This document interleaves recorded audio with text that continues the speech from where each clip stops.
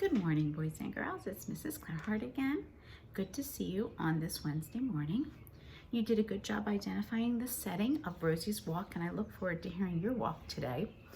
But sometimes in this story, the setting can change. And in the story today that we're going to read today, it will change. So you're going to watch that.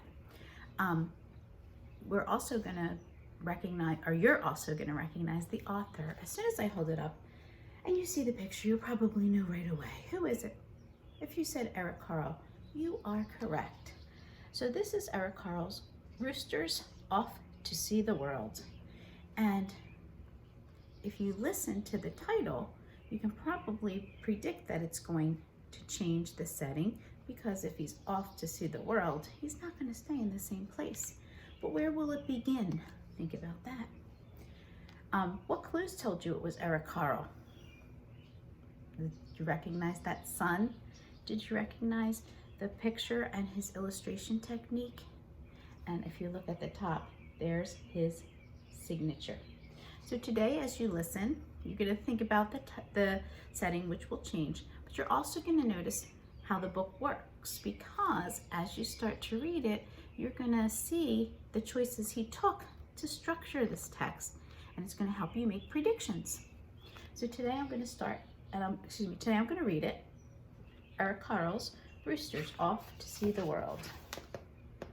When I open up, you notice this, which may give you a clue. What clue does this give you? Do you think he's going to be the only character? Probably not. Roosters Off to See the World.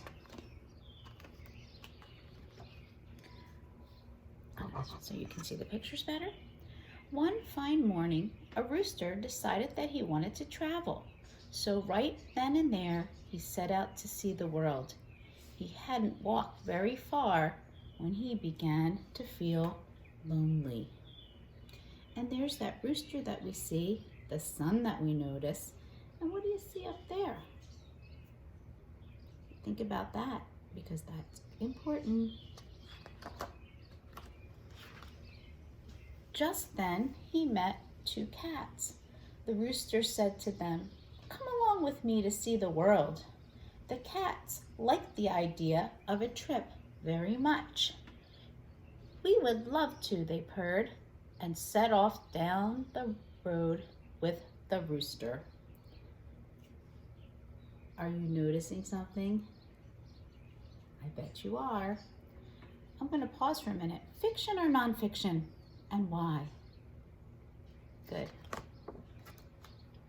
As they wandered on, the rooster and the cats met three frogs. "How would you like to come with us to see the world?" asked the rooster, eager for more company. "Why not?" answered the frog. "We are not busy now." So the frogs jumped along behind the rooster and the cats. Now, right now, you're probably thinking and you're identifying how he is structuring the text and making some predictions as to what's going to happen next. Think about these pictures. What do you notice? After a while, the rooster, the cats, and the frogs saw four turtles crawling slowly down the road. "Hey," said the rooster, "how would you like to see the world?" "It might be fun," snapped one of the turtles, and they joined the others. Now I bet you noticed we are counting up, and I bet you predicted he's going to keep meeting characters that join him. Let's see if that continues. As the rooster, the cats, the frog, and the turtles walked along, they came to 5 fish swimming in the brook. "Where are you going?" asked the fish. "We're off to see the world," answered the rooster. "May we come along?" pleaded the fish. "Delighted to have you," the rooster replied.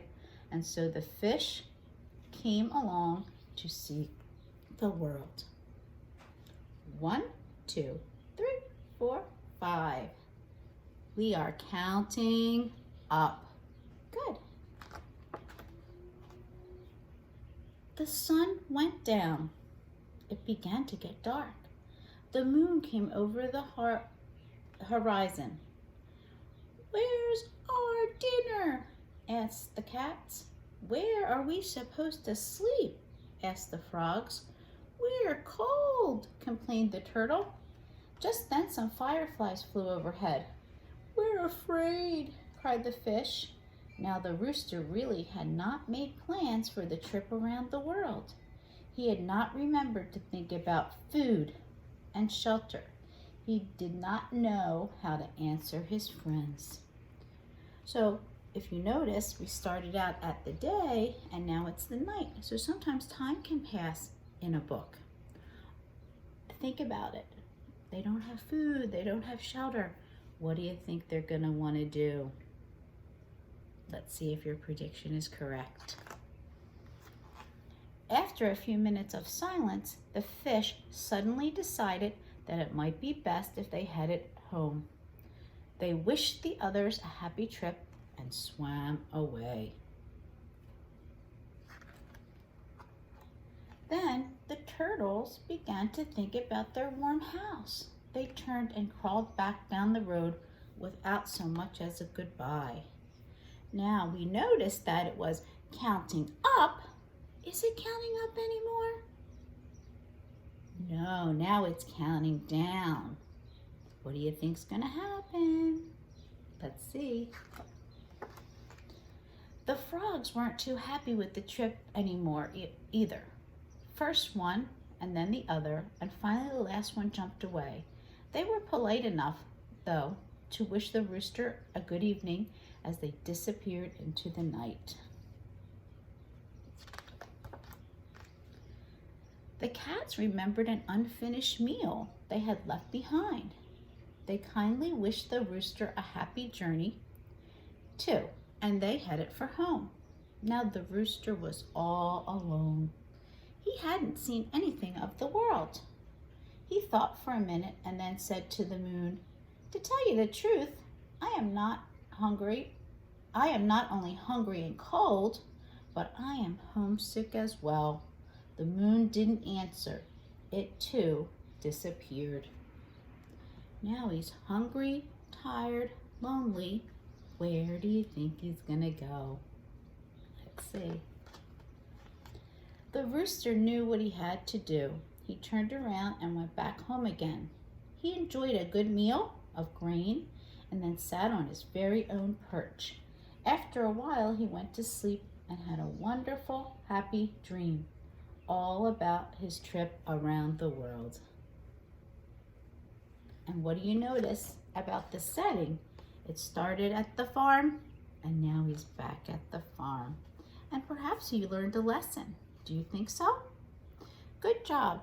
I bet you were doing some good predicting, because as good readers, we think about what's happening in the story, we use our background knowledge, and we make good predictions. This book had a lot of counting up and counting back. Good job. I will talk to you today at the meet. I look forward to listening to your walk books, showing you where you walked and using some of those words like over, under, through, past, by. And I am anxious to see you again because I missed you yesterday, although I am getting the classroom all done and all your stuff ready to go home. Have a good day, and I'll see you at noon. Bye.